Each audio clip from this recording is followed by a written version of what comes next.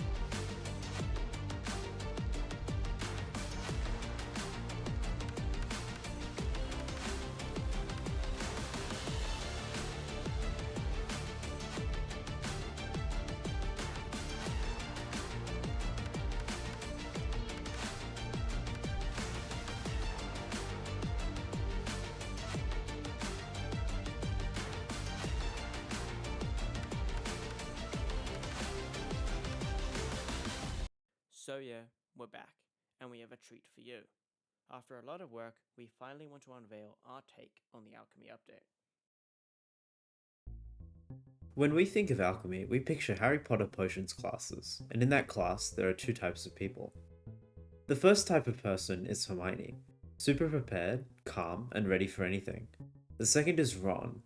While Hermione is calmly putting her ingredients in the pot, there's Ron who's running around throwing stuff in hoping the pot doesn't explode. For this update, we want both types of players to be there. As you have seen before, there is a new section to the beloved Wizard Tower. In this new area, you'll meet Larry, the Supreme Alchemist. Larry is Barry's half-brother. I'm sure you can see the resemblance. Now, Larry will not speak to you unless you're Alchemy level 30. If you're not, please go downstairs and talk to Nicole to start. It is down here that Nicole will teach you the basics of alchemy. Every 10 levels you will unlock a new tier of potions. At level 0 you have the basic tier, then intermediate is unlocked at level 10, after that is high, and then grand. At the grand tier, which was level 30, you will unlock access to the Master Cauldron with Larry at the top of the tower. At level 40, which is the supreme tier, you will unlock access to infusions, and yes, the Mithril infusion is one of them. Then at level 50 are Transcendent tier potions, and finally at level 60, the maximum level, is the Ultimate tier in which you will unlock elixirs. However, there is another requirement which you will find out later. Potions from each tier are also given a rarity, starting from common to help you identify which tier something is. For example, a tier 2 potion is uncommon and a tier 6 potion is mythic. After brewing your first potion with the help of Nicole, you'll gain access to the new and improved potion bag. Now there's two ways to upgrade your bag. The first is to increase the amount of resources you can hold in your bag, which is upgraded through Netherward collection, the same as always. The second is from your alchemy level. Every 10 levels, you will unlock a new tier of potions, which require more advanced ingredients. So for every new potion tier, the more different and new ingredients you can hold. Talking about ingredients, let's finally talk about them. Of course you have your usual ingredients you know and love, such as rabbit's feet, golden carrots, and you can never forget about Netherward, but now there is a lot more. So much more. First we have the mining ingredients. Larry has a few connections down in the Dwarven mines, and he was able to convince them to let us create an arcane refiner down in the forge. The arcane refinery allows you to refine ingredients into more potent and magic forms of what they were. Now it's time to learn the basics of magical ingredients. First, there are two types of ingredients. The first type is regular ingredients. Regular ingredients have to be refined or improved in some way to unlock their magical abilities. The arcane refiner in the forge is a good example of this. Now the second type of ingredients is magical ingredients. Some of these ingredients are very powerful, and you'll learn about them soon, but there are some other basic magic ingredients such as rabbit's feet and golden carrots. But if we go back to regular ingredients, because they have 3 tiers of refinement each tier is more powerful than the one before, and the higher the tier of the ingredient, the better and more powerful it will become.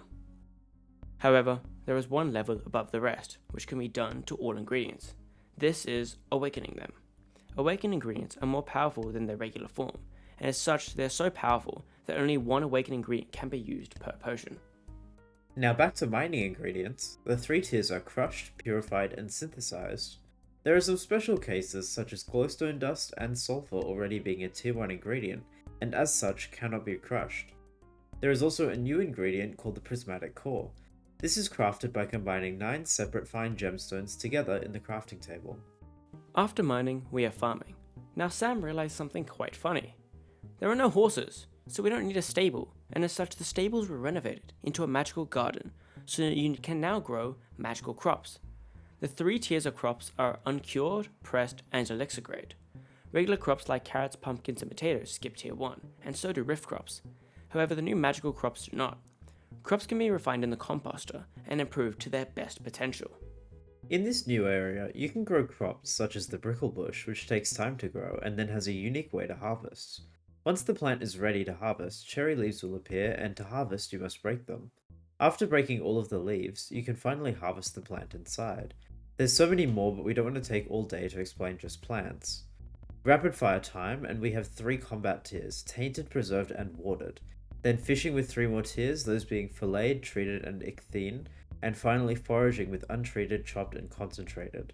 As for exceptions, all wood skip tier 1, which was untreated, and shark products such as teeth and fins skip tier 1, which was filleted. This section is new and not fully fleshed out, but since foraging got an alpha, we need to talk about the hunting skill and the new attribute system. There of course will be attributes that can buff stats like potion succeeding and chance for extra refined ingredients, but in terms of the new hunting skill, we can talk about this now. With the hunting skill, you'll be able to find new magical ingredients all around Skyblock. Whilst there are already basic magic ingredients such as rabbit's feet and golden carrots, which we have previously stated, the new ingredients can be found throughout the hunting skill that can be refined in the Master Cauldron to improve their potential. When these ingredients are found, they are tier 1, which is wild. But when refining in the Master Cauldron, they become bound, and then at tier 3, unbound. Besides for awakened ingredients, tier 3 magical ingredients are the most powerful ingredients, and such will be the hardest to create. These ingredients, along with awakened tier ingredients, are vital for elixir brewing. Now that you understand potion ingredients, it's time to talk about the potions. There are 3 types of potions in the game, the first being regular potions, which provide effects, some of which are good and some of which are bad. Brewing these potions with brewing stands is the same, however changes have been made with the Master Cauldron, but overall these are the same as always. Next is infusions. Infusions are magical concoctions, more powerful than a regular potion, and these can be applied to different items such as armor, weapons, and tools, and also minions. A pre-existing example is the mithril infusion, which the dwarves stole the recipe to and found a way to mass produce without magic. Other examples of infusions are the potion infusion, which when infused into a weapon has a chance to poison enemies when hit by a melee attack, similar to venomous. Finally, unlocked at level 60 is the elixir, the most powerful magical concoction brewable. Elixirs require the most powerful ingredients, however they provide really powerful buffs. Elixir buffs are permanent, so once consumed these buffs will last forever. Some examples include the Stinky Elixir, which grants permanent King Stench, the Magical Mushroom Elixir, which grants permanent Island Flight, and the most powerful of them all, the Speed Elixir. It grants +1 speed. However, to unlock the ability to conjure such powerful concoctions, there is an additional requirement. That is, to impress another alchemist who can vouch for you. Luckily, there are 2 alchemists already in the game. There's the Alchemage and Bar, both in the Crimson Isle. You must complete one of their quests so they can vouch as a secondary alchemist to prove that you are ready. There are 3 types of potion making, but there is another form of potion design. That is, God Pot Refinement. Once you unlock the Master Cauldron, you're able to refine God Potions to change how you want them to work. The key rule of this type of design is balance. For example, you're able to make your potions last twice as long as before, however to gain that ability you must either disable half of your potions, lower their effect level by half for all potions, or even do the same of both. You can do more simple variations such as increase a potion level by 1, which can be counteracted by decreasing the level of another potion.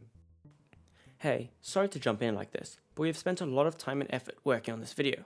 The more you guys like, sub, and comment, the more traction we get motivating us to make more high effort videos just like this. As we said before, when we reach 100 subs, the top comment will choose the topic for a future video. Anyway, enjoy the rest of the video. Now that you know the basics of potion making and the ingredients you need, it's finally time to start becoming a Master Alchemist with the Master Cauldron. As we have said, it is unlocked at Alchemy 30, but the basics of the new potion system will be extremely simple and straightforward, but also extremely convoluted. There are multiple ways to create every type of potion. The first step is by following the recipe. The second is by experimentation. By putting random ingredients together, you can create different potions. When a potion is made by experimentation, it can be added into your recipe book. An interesting part of this is that recipes are different for every player. These alternative routes can be cheaper or more expensive for each player when compared to the set recipes, whilst being potentially more economic. There is another perk to experimentation, which is bonus effects, such as more powerful variations or longer duration, or even just extra potion effects. For example, if you're brewing a swiftness potion when experimenting, you can brew a swiftness 2 potion instead, or have the potion last an hour long, or even have jump boost added to it. It's all random and tied to you specifically. But there are more parts to experimentation than just extra effects. First of all, there is always a chance that a potion can fail. Potions have set recipes that have very low chances that it could fail. However, when experimenting, the chance will rise depending on how many ingredients you use and how powerful they are. The more powerful, the higher the chance. However, failing is not always a bad thing. For example, you can earn a rare die from failing, gain some of your materials back, or even get different materials back. And if you're lucky, they can even be more rare or more powerful than your original ingredients. However, good things can happen too. There's a chance when brewing that an Eureka moment can occur, buffing your potion to give it bonus stats and making it last longer. How neat. The Master Cauldron, as you can see, is a bit of a mess, with so many different colours and indicators that you must learn how to use. At the top, you'll see a green bar that represents a timer counting down, telling you how long you must take till you can stir again. Next to the cauldron, if you exit the GUI, you'll see the stirrer with a button on either side. One side stirs the cauldron clockwise, whilst the other goes anti-clockwise. You need to stir the cauldron every 10 seconds or the potion will fail. Over time, upgrades can be found, such as the auto stirrer, which will automatically stir the cauldron for you, assisting with some of the work. However, stirring is not the only action you have to perform. To make potions, you need to add ingredients in a certain order, but some ingredients need to be prepared. If you look around the tower, you will notice different stations. Some of these stations have brewing stands, others pressure plates, and even chests. For each ingredient, you are required to head to one of these stations to prepare the ingredients. The 2 iron pressure plates and the chest are for the more basic ingredients, where you might have to fetch or chop up an ingredient, but the brewing stands allow you to refine an ingredient. Finally, the golden pressure plate allows you to crush them. These stations are located all around the tower, requiring the player to move around the tower, thus going back to our original idea of Ron running around trying to not let the potion explode. Oh, you thought we were done? No, we're just getting started. The Cauldron will require you to do so many more different types of actions. These actions include turning on and off the heat, covering and uncovering the Cauldron, and finally controlling the heat level of the Cauldron with 3 different modes, which are low, medium, and high. Some ingredients also have requirements based off some of these actions. For example, for synthesized diamond to be added, the heat must be set for high for it to melt and combine with the rest of the potion ingredients. As you know, when brewing a potion, you must first add some netherwood to create an awkward potion, or base potion as they are now called. There are 3 tiers of base potion which are used for different tiers of potion making. For tiers 0 to 2, just use regular netherwood. However, tiers 3 to 5 use enchanted netherwood, and finally for tier 6, use mutant netherwort. If you try to brew a tier 4 potion with only a tier 1 base potion, it will not work and the potion will fail. Now onto some item revamps. First, we have the Rift Ferret with a new perk called Rift Dilation. When making potions with this pet in your pets menu, the Rift Ferret will increase the time between action timers. At the max level, this is 50%, so you only need to stir every 15 seconds. Next is the Wizard Wand. There's a new ability called Arcane Influence, which when in your inventory, will either add an extra 10% chance your potion will succeed, or if you're feeling funky, you can switch the mode so there's a 10% chance for your potion to fail. When reaching Alchemy 45, something odd happens. Larry pulls you aside and says that he feels something weird has happened nearby, and tells you to investigate. And so, you do.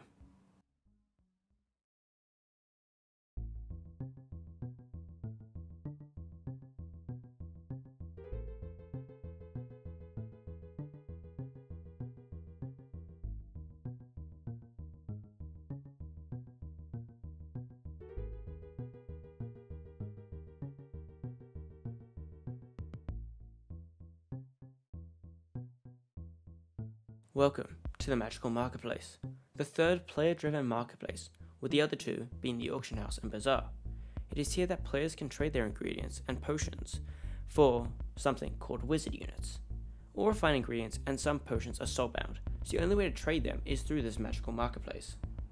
The way the marketplace works is if a player puts in 10 crushed titanium with a value of 30 wizard units each for a total of 30 wizard units, the player now has 30 wizard units that they can use to purchase 6 pressed carrots with a value of 5 wizard units each.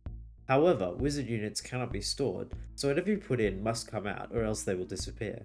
The marketplace acts similar to the bazaar where the price goes up and down based on demand. When going back to Larry after discovering the magical marketplace, he will explain how it works, and he will explain the new currency. The player will ask about wizard units and ask if the name is a bit on the nose, and Larry will respond with, yeah, but it works. Also, in the magical marketplace is the traveling merchant who every day will sell 5 random ingredients that are tier 2 or below. All items are sold at random amounts of wizard units, so players could potentially profit off some items. If the player buys all 5 items from the merchant, a 6th item is offered, which can be up to tier 3 in rarity. So, you might be wondering, how do Iron Man players interact with the magical marketplace? Here's a hint, they don't. But they can still interact with the traveling merchant. The way Iron Man players gain wizard units is through exchanging items for wizard units to the traveling merchant themselves. The price is copied from the magical marketplace from the main players, so the trading system still exists, just localized, without any interference. So that's what we have. There were a lot more ideas, but this video would get way too big if we put them all in, so if you want a part 2 or even a behind the scenes where we explain how he did stuff and our thought processes behind it, we could make that if you want. As we said before, please like, sub, and share this with whoever you think may enjoy it. We both hope you have a great day, night, or morning, or whatever time it is for you.